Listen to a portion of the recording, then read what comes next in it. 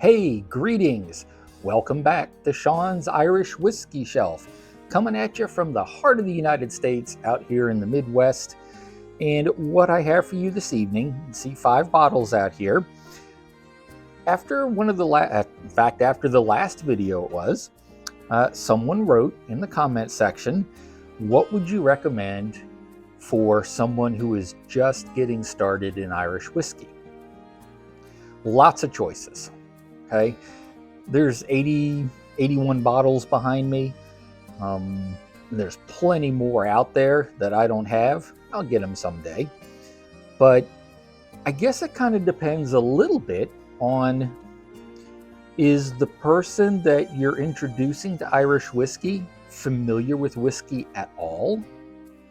Or is it someone who, just has never really had whiskey, and it's someone that's just starting out in the world of whiskey? The 5 bottles that I have here are what I would consider to be a little bit towards the lower end of strength. So we're going to kind of direct this video towards people who are brand new to the whiskey world completely. Right, we can do another video later on for folks who are familiar with Scotch whiskey or bourbon whiskey or rye whiskey. Maybe you look at some of the stronger offerings. But when we think about someone who maybe is not a very regular whiskey drinker, doesn't know, some of the flavors, doesn't know what he or she likes, let's start with 5 here that should be fairly easy to find. They're all blends, so they're going to taste a little different from each other, but because they're a blend, you're kind of getting the best of all worlds. Your single malt, single grain, single pot still. And I think that right there is going to help introduce someone to Irish whiskey a little bit better. For my own anecdote, I started Irish whiskey with Bushmills Black and Tullamore Dew. Those are both whiskeys that are fairly strong in body, right? But I like that. I'm to the point now that I enjoy a Bushmills Black. I enjoy a Tullamore Dew. I'm used to what I should be expecting in an Irish whiskey. So that's great. But I think back to when I had Tullamore Dew at my brother's wake and celebration of life. And I remember thinking, that's kind of strong. How do people really enjoy this? I mean, I kind of like the taste, but it's kind of strong. So that's why Tullamore Dew isn't up here. I wanted to find something that maybe isn't quite as in your face and quite as bold. So what would our videos be without at least tasting each of these? I have a pretty good idea of what these all taste like, but my goodness, folks, if you turned on this video, we're going to have a drop of whiskey. And tonight it's going to be 5 drops of whiskey. So let's get started with Finagrens. Now, when I moved here, all of my Irish whiskey had to make the trip. I moved halfway across the country, and I couldn't find Jameson, of all things. They were sold out at the local store. Big empty spot. So I grabbed Finagrens. And over time, I came to like it a little better than Jameson. I knew what Jameson was like, but I kind of liked Finagren. And I don't recall it being really super strong, but like I said, we're going to taste each of these real quick and make sure that my recollection is correct. So let's start with Finagrens.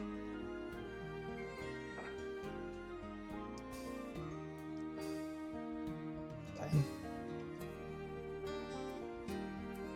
All right, so Finagrens. Finagrens, I think, is going to have a little bit more of the single malt taste. It's kind of got that little bit of malty taste. It's got a little bit of the alcohol burn, but overall flavor in your face, it's not there. So that's not a bad choice, right? Like I said, it might be a little over the edge on the single malt side if someone doesn't like that kind of taste, but overall, that's not a bad drop of whiskey. I could see someone getting their first taste with Finagrens. All right, next up, the elephant in the room, Jameson. Come on, if you can't find Jameson, it's either because they're completely sold out, like was in my case, or the whiskey store maybe is living under a rock, or the bar doesn't know anything about, how to keep just standard pours available. Jameson is everywhere. And honestly, as much as I rag on Jameson from time to time, come on, it's a standard Irish whiskey. It's nothing special. It's not going to be as fulfilling, for me anyway, as a Tullamore Dew or Roe & Co.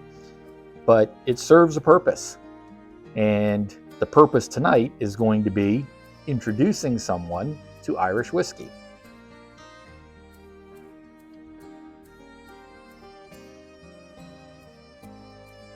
Yep, that's what it is. So that is a more well-rounded flavor. It does not have near the alcohol burn that Finagren's does. I think this is still only 80 proof, right? Yep, this is only 80 proof. I think all of these are 80 proof. And the alcohol burn just isn't there.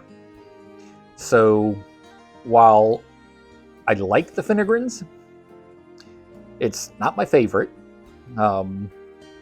It's a little heavy on the single malt side.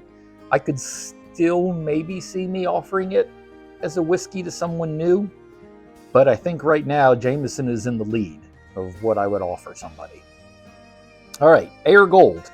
This is another kind of entry-level whiskey. I don't know how well or how easy it is to find in other places.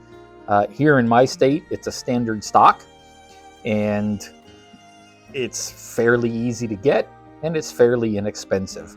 So let's give old Eiregold a try.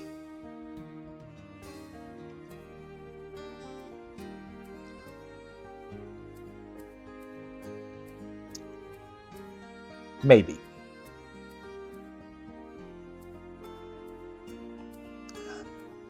Again, it's smoother than the Finagrens. I think if you are going to introduce someone that has maybe a little bit of familiarity with whiskey, especially maybe bourbon, the Eiregold might be a good choice.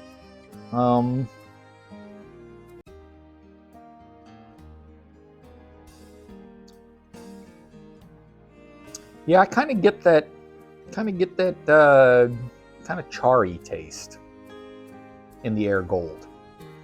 Again, it's not a really strong sort of, kick you in the teeth kind of a body. But it does have a much different taste than the Jameson. I think if I'm introducing a brand newcomer, I'm still going to go with the Jameson first. I think the Eiregold might be, of the three so far, might be my second choice. Because it's definitely got the smoothness to it, but I think it's just a little bit over on the, what do you want to call it? Like a flavor profile. I guess that's the word I'm looking for. I'm looking for something that's just a nice, easy blend of Irish whiskey. And I think the Finagrens and the Eiregold are probably a little bit too far past that kind of middle of the road blend. And remember, we got all this started because of a comment on the YouTube channel. And I would encourage any of you to leave me comments. I answer every comment. If you like the video, consider taking just a second or two, give it a thumbs up. And if you haven't already subscribed, I'd love to have you as a subscriber, because you don't want to miss a video, right? And I do try to do this once a week. This week, I think we're going to do 2 videos. So let's see how that goes, right? All right, Kilbeggan. This is the older bottle. Their labeling has changed somewhat. Kilbeggan, of all of the whiskeys here tonight, Kilbeggan is the lightest color of all of them. It's a very, very pale yellow, but I seem to recall it was fairly middle of the road too. So let's give old Kilbeggan a try.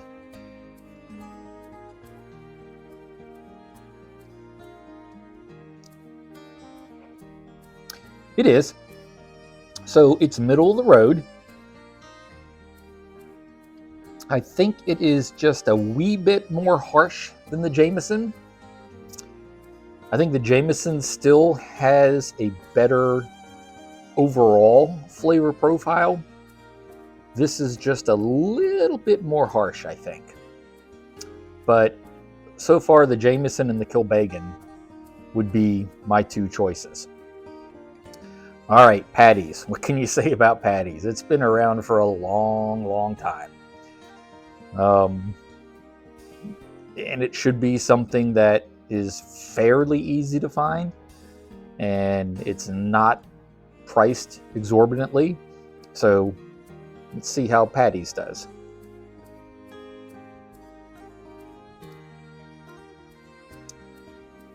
I think that's the clear winner.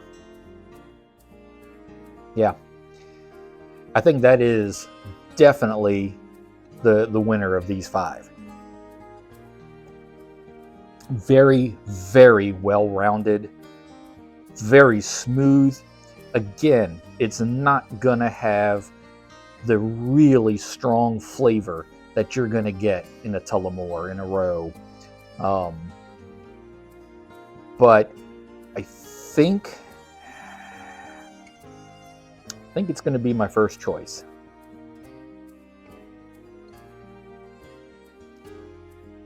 Jameson.